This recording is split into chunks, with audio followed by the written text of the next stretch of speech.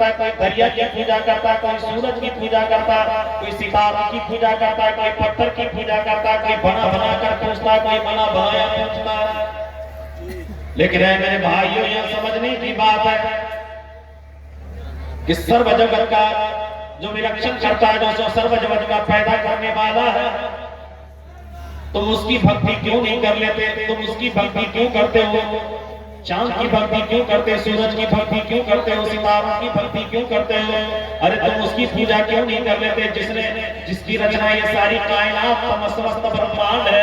تم اس کی پوجا کیوں نہیں کر لیتے؟ تم اس کی بھکتی کیوں نہیں کر لیتے؟ جس نے سورج کو پیدا کیا اس کی بھکتی کیوں نہیں کر لیتے؟ جس نے دریا اور پہاڑ کو پیدا کیا اس کی بھکتی کیوں نہیں کر لیتے؟ جس نے چاند سورج ستاروں کو پیدا کیا تم اس کی بھکتی کیوں نہیں کر لیتے؟ تم پہاڑ کی پوجا کیوں کرتے ہو؟ تم پہاڑ بنانے والی کی پوجا کیوں نہیں کرتے؟ تم ستاروں کی پوجا کیوں کرتے ہو؟ ستاروں کے بنانے والی کی پوجا کیوں نہیں کرتے ہو؟ تم زمین, جل اور پھل کی پوجا کیوں کرتے ہو؟ جس نے جل اور پھل کو پیدا کیا اس کی بھکتی تم کیوں نہیں کر لیتے ہو؟ خدا کی قسم, جس نے زمین آسمان چاند سورج ستارے, جس نے ساری کائنات اور کائنات کی چیزوں کو پیدا کیا, اگر اس کی بھکتی کر لی جائے تو اس دنیا میں بھی مقدر بلند ہو جائے گا. سبحان اللہ. لیکن آج اللہ کو چھوڑ کر نہ جانے کن کن چیزوں کی لوگ پوجا کرتا ہے, ان کے آگے ارچنا پیش کرتا ہے. اسی بھارت کی سرزمین پر ایک پنڈت ہے جس پنڈت کا نام ہے پنڈت سومناتھ ورما. جبل پور MP کا رہنے والا ایک پنڈت ہے جس کا نام ہے, جب آپ اس کا نام سنیں گے اور اس کی وانی سنیں گے تو آپ حیرت استعجاب کے سمندر میں غوطہ گر ہو جائیں گے. ایک پنڈت جو پیروں میں چرکی پہنتا ہو, سر پہ چوٹی رکھتا اور گلے میں جنو پہنتا ہو, بھگوا دھاڑی کپڑا پہنتا ہو, وہ پنڈت کیا کہتا ہے؟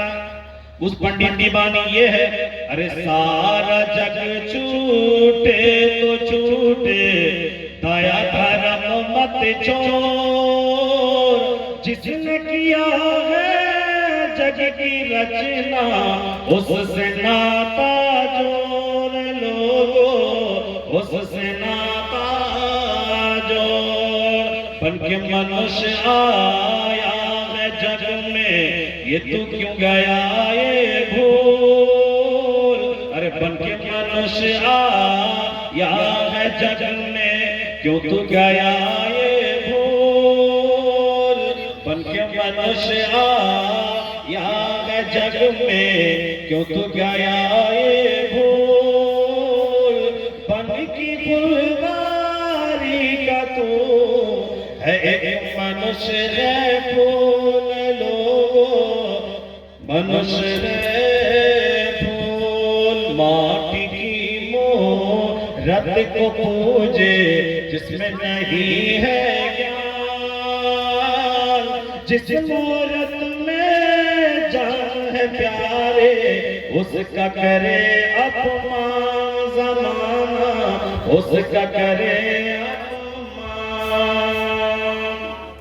برادران ملت اسلامیہ. ان کی طرف اگر میں جاؤں تو کافی وقت لگے گا, بس اتنی سی بات جانیے کہ اللہ کی بھکتی, اللہ کی اپاسنا کرنی چاہیے. لیکن آج ہے میرے بھائیوں, دھارمک پستکوں کا ادھین مسلمان بھی کم کرتے ہیں اور ہمارے ہندو بھائی لوگ بھی اپنے دھارمک پستکوں کا ادھین کم کرتے ہیں, اس لیے کہ مسلمان تو کم سے کم ہمارا حال یہ ہے کہ گاؤں گاؤں میں مکتب کی شکل میں کم سے کم قرآن کی تعلیم ہوتی ہے, ہم اپنے بچے کو قرآن کی تعلیم دینے کی کوشش کرتے ہیں. ہمارا حال یہ, مسلمانوں کا حال یہ ہے, جس محلے میں جاؤ, جس مسجد میں جاؤ, جس مدرسے میں جاؤ, کم سے کم قرآن کی تعلیم دی جاتی ہے اور قرآن کے پڑھنے پر کوئی پابندی نہیں ہے. کوئی بھی قرآن پڑھ سکتا ہے, بھارت کا رہنے والا بھی قرآن پڑھتا ہے, نیپال کا رہنے والا بھی قرآن پڑھتا ہے, امریکہ کا رہنے والا بھی قرآن پڑھتا ہے, چاہے جہاں کا رہنے والا وہ شوق سے قرآن پڑھتا ہے. قرآن پڑھنے پر کوئی پابندی نہیں ہے, لیکن ہمارے ہندو بھائیوں کے وہ دھارمک پستکیں ہر کوئی نہیں پڑھ سکتا, ہر جاتی کے لوگ دھارمک پستکوں کا ادھین نہیں کر سکتا, اس لیے کہ ان کے یہاں ایک کتاب ہے جب منوسمرتی, جب اس کتاب کے بارے میں جب آپ سنیں گے تو اس کے اندر ایسی ایسی باتیں لکھی, اس میں لکھا گیا ہے جب کوئی شدھ دھارمک پستکوں کا ادھین کر لے, دھارمک پستکوں کو پڑھنے لگے تو رانگا پگھلا کر اس کے آنکھ اور کان پہ ڈال دی جائے. पुस्तकों को हर कोई अध्ययन नहीं कर सकता, पढ़ नहीं सकता उसके। जब वो धार्मिक पुस्तकों को नहीं पढ़ेंगे, वेदों को नहीं पढ़ेंगे, पुराणों को नहीं पढ़ेंगे, उपनिषद को नहीं पढ़ेंगे, तो इंसानियत का ज्ञान कहां से आएगा? इंसानियत का ज्ञान तो धार्मिक पुस्तकें पढ़ने से आता है।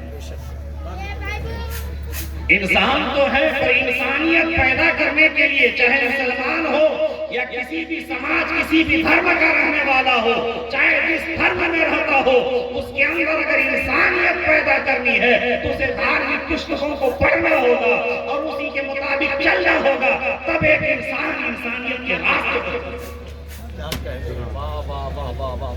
ऐ मेरे भाई, तुलसीदास जी अयोध्या के सरजमीन पर बैठकर कहा था, यहाँ न कछु पक्षपात राघव भेद पुराण संत मत भागव। कहते मैं आज ऐसी बातें कहने जा रहा हूँ जो वेदों में लिखी गई है, पुराणों में लिखी, बगैर भेदभाव के मैं ऐसी बातें कहने जा रहा हूँ। बड़े बड़े ऋषि मुनियों ने, बड़े बड़े दानिश्वरों ने, बड़े बड़े अक्लमंदों ने, बड़े बड़े पढ़े लिखों ने, बड़े बड़े दिमाग वालों ने कहा यहाँ न कछु पक्षपात राखो। मैं कोई आज पक्षपात की बात नहीं करूंगा, लेकिन आज पूरे भारत के अंदर देखी जाए तो पक्षपात की बात हो रही है।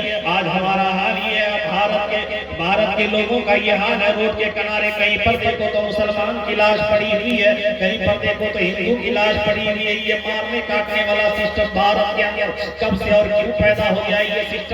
ये सिस्टम में तब्दीली लाने वाला कौन है? आज मुसलमान ही नहीं बल्कि इंसान के खूनों से होली खेली जा रही है। लेकिन आज से पहले, बल्कि 1947 से पहले के हालात की खबर जब आप भारत की सरजमीन पर लेंगे और उसके बारे में मालूम करेंगे तो आपको पता चलेगा कि भारत को आजाद करने से पहले मुसलमान कदम से कदम मिलाकर, चाहे वो इस भारत में रहने वाला मुसलमान हो, हिंदू हो, सिख हो, ईसाई हो, सब कदम से कदम मिलाकर चले थे। तब जाकर के भारत को आजादी मिली थी और उसी भारत को आजादी मिली। और भारत के इसका मतलब ये कि जब तक ये भारत आजाद नहीं हुआ था, जितनी भेदभाव आज भारत की सरजमीन पर पाई जाती है, इससे पहले इतनी भेदभाव पाई नहीं जाती थी। ऐ मेरे भाइयों, उससे पहले इतनी भेदभाव नहीं पाई जाती थी। यही वजह है कि तुलसीदास अयोध्या की सरजमीन पर बैठ कर यहाँ न कछु पक्षपात राखो। मैं कोई पक्षपात की बात नहीं करूंगा, बल्कि आज मैं जो कहूंगा वो निरपेक्ष बात करूंगा और अच्छी बात कहूंगा, सच्ची बात कहूंगा, जो वेदों में लिखा गया है, जो पुराणों में लिखा गया है, जो बड़े बड़े ऋषि मुनियों ने कहा है। मैं आज वही बात कहने जा रहा हूँ। यही वजह है कि डॉक्टर अकबाल ने कहा था, सारे जहां से अच्छा हिंदुस्तान हमारा, हम बुलबुले हैं इसकी, ये गुलशिता हमारा। यहाँ की एकता और अखंडता को देख करके डॉक्टर इकबाल ने ऐसा कहा था। चाहे आप यहाँ की आपस की मेल मोहब्बत को देखकर, भाईचारगी को देखकर डॉक्टर इकबाल ने ऐसा कहा था, सारे जहां से अच्छा हिंदुस्तान हमारा, हम बुलबुले हैं इसकी, ये गुलशिता हमारा।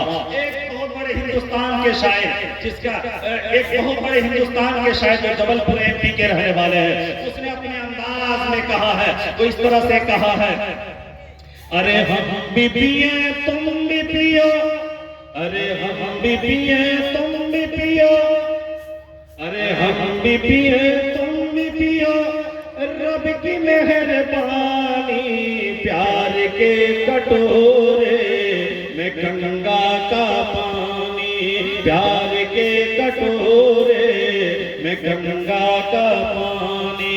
हम भी पिए तुम भी पियो, अरे हम भी पिए तुम भी पियो, रब की मेहरबानी, प्यार के कटोरे में गंगा का पानी, प्यार के कटोरे।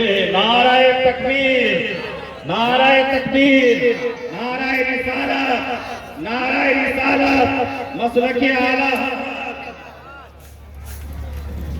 मेरा भाइयों से अनुरोध है कि आप लोग आगे आगे आगे जगह खाली है, इसीलिए मैं सब भाइयों से मेरा विनती है कि आप आगे आ जाए, इसीलिए कि आगे लेडीज वगैरह है, आप लोग आगे जगह बहुत खाली है, अंदर बैठ जाए। रोड पर आने जाने का रास्ता भी छोड़ना पड़ेगा। बिरादरान मिल्लत इस्लामिया, आप अपने सर की आंखों से देख रहे हैं कि ज़हम अहले सुन्नत नाशिर मसलक के आला हज़रत हज़रत अल्लामा मौलाना मुफ्ती रमज़ान अली साहब क़िबला मद्दसिल आली بڑی دور دراز سے چل کر لمبی مسافت طے کر کے ہمارے اور آپ کے بیچ تشریف لا چکے ہیں. ان کی نورانی عرفانی حقانی بیانات آپ تمامی حضرات کو سماعت کرنی ہے. میں اپنی گفتگو اپنی بات میں یہیں پر ختم کر دوں، ختم کر دیں، چلیں گے تو حضرت کب بولیں گے؟ برادران ملت اسلامیہ، ہماری گفتگو ہماری تقریر میلاد میں سن لیتے ہیں. ہماری تقریر صرف کشن گنج والے سنیں گے، ارڑیا والے سنیں گے، مظفر پور والے سنیں گے، جھارکھنڈ والے سنیں گے. ہمارے گاؤں والے کو سن کے فائدہ نہیں ہے. ہم کتنا اچھا سنا دیں گے پھر بھی آپ یہ وہی مظفر ہے کہ نہیں. اس لیے یہ مائک چینج کرنے کے بعد اس کا مطلب آپ پہلے سے جانتے ہیں کہ وہ مائک ڈیمیج ہے، اس کو آپ نے لگایا تھا، اس کو لگانا ہی نہیں چاہیے آپ کو. اس کا مطلب اتنی آواز جو بیٹھی ہوئی تھی مائک کی وجہ سے. بڑی افسوس ہوتی ہے کہ آپریٹر کو اس چیز کا بالکل مکمل خیال رکھنا چاہیے کہ اس مائک کی آواز بیٹھی ہوئی ہے، اس کے اندر کیا کمی ہے، اس چیز کی جانکاری پہلے ہونی چاہیے. اچھا، میں زیادہ وقت نہیں لوں گا، 5 منٹ سنیں گے آپ لوگ، صرف 5 منٹ. درود پاک پڑھیے، اللہم صلی علی سیدنا محمد. تم پیا رب کی مہربانی، پیار کے کٹورے میں گنگا کا پانی، پیار کے کٹورے میں زمزم کا پانی. اے میرے بھائیو، بھارت کی ایکتا اور اکھنڈتا کو سلامت رکھنے کی ضرورت ہے. آج آپس میں بھائی چارہ اور میل و محبت بانٹنے کی ضرورت ہے. آج بھارت کے ماحول کو پراگندہ کرنے کے لیے یہ سیاسی لیڈران اور سیاسی لیڈر جو ہے گندا سے گندا کرتا جا رہا ہے. اے میرے بھائیو، میں نام نہیں بولوں گا، لیکن آج بھارت کا جو ماحول اور یہاں کی کیا کہتے ہیں بھائی چارے آپسی میل محبت جو قائم ہے، برادران ملت اسلامیہ، چاہے وہ ہندو ہو یا مسلمان ہو، چاہے جس ذاتی سے تعلق رکھنے والا ہو، ان کی غلط سیاست کو لوگ آسانی کے ساتھ سمجھ چکے ہیں. یہ اپنی سیاست چمکانے کے چکر میں دوسرے کا خون بہانا سستا سمجھتا ہے، دوسرے کا خون بہانا آسان سمجھتا ہے. لیکن سنو، ہم مسلمان ہیں، مسلمان محبتوں کے پھول کو بانٹا کرتا ہے، محبت کا پیغام دیتا ہوا آیا ہے. ہمارے آقا اور آپ کے آقا حضرت محمد رسول اللہ صلی اللہ علیہ وسلم نے راستے سے کانٹا ہٹانے کا حکم دیا ہے، راستے سے پتھر ہٹانے کا حکم دیا ہے. اور گالی کا جواب گالی سے نہیں بلکہ پیار سے محبت سے سلام کرنے کا حکم دیا ہے. اے میرے بھائیوں، جو آقا پتھر اور راستے سے پتھر اور کانٹا ہٹانے کا حکم دیتا ہو، کیا اس کی امت خون بہانے کا حکم دے گا؟ کیا اس کی امت خون بہانے کا آدیش دے گا؟ ہرگز نہیں دے سکتا ہے. اے میرے بھائیوں، آقا انعامدار مدینے کے تاجدار روحی عقیدہ محمد رسول اللہ صلی اللہ علیہ وسلم کی ذات بابرکات پوری دنیا کے اندر ایک اللہ کے رسول صلی اللہ علیہ وسلم کی ایک ایسی ذات بابرکات ہے جس کی ذات پر سب سے زیادہ کتاب پوری دنیا کے اندر لکھی جا چکی ہے. وہ حضرت محمد صلی اللہ علیہ وسلم ہے. جس پر سب سے زیادہ ریسرچ ہو رہی ہے وہ حضرت محمد صلی اللہ علیہ وسلم ہے. جس کے بارے میں جو پوری دنیا میں سب سے زیادہ چرچا پروجیکٹ میں بھی فیوچر میں بھی وہ ہو رہی ہے، وہ حضرت محمد صلی اللہ علیہ وسلم کی ذات بابرکات ہے. اے میرے بھائیوں، یہیں تک محدود نہیں، پیغمبر اسلام صلی اللہ تعالی علیہ وسلم کی چاہے وہ جس کنٹری کا رہنے والا ہو، ہمارے اور آپ کے آقا حضرت محمد رسول اللہ صلی اللہ علیہ وسلم کی تعریف کر رہا ہے. اور چاہے وہ انسان ہو یا جنگلات کا رہنے والا جانور ہو یا سمندر کی مچھلیاں ہو، سب میرے آقا کی تعریف میں اپنی باللسان نظر آتے ہیں. اے میرے بھائیوں، اپنے آقا صلی اللہ علیہ وسلم کی تعریف و توصیف کے تعلق سے ہمارے ہندو بھائیوں کی پستکوں میں بھری پڑی ہوئی نظر ہے، بھری پڑی نظر آتی ہے. شرط یہ ہے کہ اس کا ادھین کیا جائے، شرط یہ ہے کہ اس کو محبت سے پڑھی جائے. چاہے وہ جس دھرم کی کتاب ہو، جس دھرم کا پستک ہو، اس کو اگر محبت میں ڈوب کر پڑھی جائے تو ہمارے اور آپ کے آقا حضرت محمد رسول اللہ صلی اللہ علیہ وسلم کی عظمت و شان سمجھ میں آتی ہے. آج اسکولوں میں کالجوں میں غلط ہسٹری پڑھائی جاتی ہے. تو غلط ہسٹری یہ پڑھائی جاتی ہے کہ 1400 سال پہلے جب ہمارے اور آپ کے آقا حضرت محمد رسول اللہ اس دنیا میں تشریف لائے تب اسلام کی بنیاد رکھی، تب سے اسلام دنیا میں آیا. اے دنیا والوں، یہ غلط ہسٹری پڑھائی جاتی ہے. 1450 سال پہلے اسلام نہیں آیا بلکہ 1450 سال پہلے تو ہمارے اور آپ کے آقا حضرت محمد رسول اللہ صلی اللہ علیہ وسلم دنیا میں تشریف لا کر جو ہے مذہب اسلام کو اکمل و مکمل کر دیا. اس سے پہلے اسلام ادھورا تھا, اس سے پہلے اکمل و مکمل نہ تھا, اور اسلام کو مکمل کرنے کے لیے ہمارے اور آپ کے آقا حضرت محمد رسول اللہ صلی اللہ علیہ وسلم دنیا میں تشریف لائے. آپ کو معلوم ہونا چاہیے کہ پوری دنیا کے اندر جو آنے والے انسانوں میں سب سے پہلے آئے وہ حضرت آدم علیہ السلام کی ذات مبارکات ہے کہ دنیا میں حضرت آدم علیہ السلام تو دنیا میں تشریف لائے. اور خوش نصیبی کی بات تو یہ ہے کہ وہ حضرت آدم علیہ السلام ہندوستان کی سرزمین پر تشریف لائے. تو اس کا مطلب یہ جب حضرت آدم علیہ السلام دنیا میں سب سے پہلے آئے اور دنیا کا پہلے انسان حضرت آدم علیہ السلام کی ذات مبارکات ہے, تو اس کا مذہب, اس کا ملت, اس کا دین اگر کوئی تھا تو دین اسلام, اس کا مذہب اگر کوئی تھا تو مذہب اسلام, اس کی ملت اگر کوئی تھی تو مذہب اسلام. اس کا مطلب یہ پراچین کال میں سب سے زیادہ پرانا دھرم اگر کوئی اس دنیا کے اندر ہے تو اسلام ہے. اور اسلام کو آج غلط انداز میں پیش کی جا رہی ہے کہ اسلام تو صرف 1450 سال پرانا دھرم ہے. یہ غلط روایت بیان کی جاتی ہے, یہ غلط تاریخیں پڑھائی جاتی ہے, یہ غلط ہسٹری پڑھائی جاتی ہے. اے میرے بھائیوں, اور وہ آنے والا انسان ہندوستان میں سب سے پہلے آئے حضرت آدم علیہ السلام کی ذات مبارکات. اور برادران ملت اسلامیہ, ہمارے ہندو بھائیوں کی دھارمک پستکوں کا جب ادھین کیا جاتا ہے تو پتا چلتا ہے دنیا میں سب سے پہلے آنے والا انسان اس کا نام منو ہے, اور اس کا نام منو ہے. سب منو کی سنتان ہے, یہ بات ان کے مذہب کی کتابوں میں لکھی ہوئی ہے. اے میرے بھائیوں, آدم سے آدمی, منو سے منوشیہ, منو سے منوشیہ. اب دیکھیں ان کے دھرم میں منو نام کے دو ویکتی پائے جاتے ہیں, ایک منو اور دوسرا منو. کسے کہا جاتا ہے؟ پرتم منو جو ہے وہ حضرت آدم علیہ السلام کو کہا جاتا ہے, اور دوسرا منو جس کو کہا جاتا ہے وہ حضرت نوح علیہ السلام کو کہا جاتا ہے. مذہب اسلام میں بھی ایک ہے حضرت آدم, ایک ہے آدم ثانی, اور آدم ثانی کسے کہا جاتا ہے وہ حضرت نوح علیہ السلام کی ذات مبارکات ہے. اس کا مطلب یہ پوری دنیا کے اندر سب سے پرانا دھرم اگر کوئی ہے تو اسلام ہے. اور آج اسلام کو مٹانے کی سازشیں ہو رہی ہے, پوری دنیا کے اندر اسلام کو مٹانے کی سازشیں ہو رہی ہے. مسلمان کے خون سے ہولی کھیلی جا رہی ہے, کبھی امریکہ میں کھیلی جا رہی ہے, کبھی روس میں کھیلی جا رہی ہے, کبھی برما میں کھیلی جا رہی ہے, کبھی بھارت میں کھیلی جا رہی ہے. لیکن صدا اسلام ایک مجاز دیتا ہے. اسلام وہ پودا ہے, کاٹو تو ہرا ہوگا. تم کاٹ کے اگر آگے بڑھنا چاہتے ہو, اگر کاٹنے کا نام ترقی ہے تو سن لو مسلمان کو, اگر تم کاٹنے کی کوشش کرتے ہو تو اسلام کو اگر مٹانا چاہتے ہو تو کاٹ کر تم نہیں مٹا پاؤ گے. جتنا کاٹو گے یہ اتنا پھلے گا پھولے گا, جتنا کاٹو گے یہ اتنا بڑھے گا. اس لیے اسلام کو کاٹنے کی کوشش مت کرنا, اسلام کے ماننے والوں کو کاٹنے کی کوشش مت کرنا. اس لیے کہ اسلام میں جتنا کٹتا ہے اللہ اس سے زیادہ برکت دیتے ہیں. نعرہ تکبیر, نعرہ رسالت, مسلک اعلیٰ حضرت, نعرہ تکبیر, نعرہ رسالت. اس لیے اسلام کے ماننے والے کو مٹانے کی کوشش مت کرنا. اس لیے کہ اگر تمہاری یہ کوشش ہے کہ مسلمانوں کو قتل عام کی جائے, کاٹی جائے, جس سے اسلام ختم ہو جائے گا, اسلام کا ماننے والا ختم ہو جائے گا, یہ ناممکن ہے. اگر اسلام کو مٹانا چاہتے ہو تو مسلمانوں کے خون سے ہولی کھیلنے کی ضرورت نہیں ہے. اے میرے بھائیوں, ایک آخری بات کہہ کر میں اپنی گفتگو کو ختم کروں گا. ایک بات اپنے مجاز کے اندر بھر لو.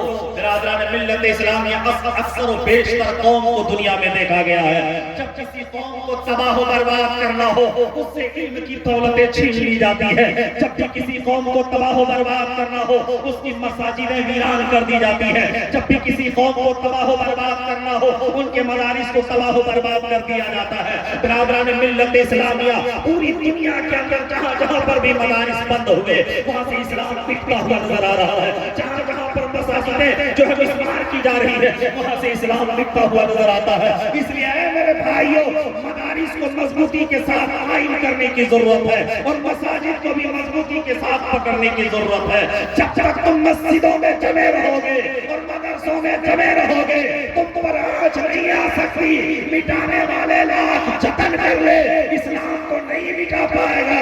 اس لیے کہ اسلام کی آبیاری تو دین اسلام اور علم.